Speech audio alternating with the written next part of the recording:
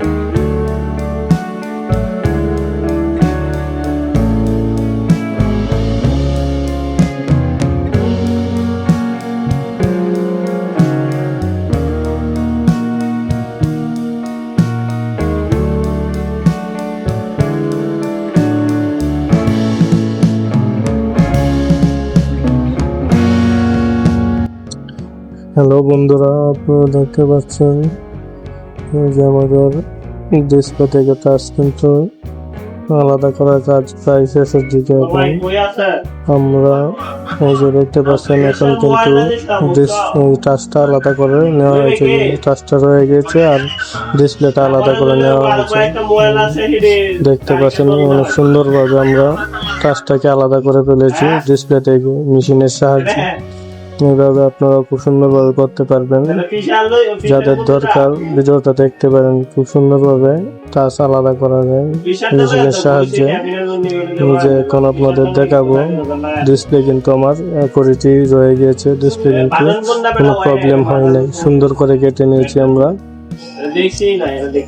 দেখতে পাচ্ছেন ডিসপ্লে কিন্তু একদম অ্যাকুরেট হয়েছে। ডিসপ্লে দেখাচ্ছি আপনাদের, দেখতে পাচ্ছেন আপনারা ডিসপ্লে কিন্তু ঠিকই আছে। এখন আমরা এটাকে সেপারেটর করে নেব, ব্লুটা রিমুভ করে নেব, তারপর আরেক টাচ লাগিয়ে নিলেই ওকে আমাদের ফোন।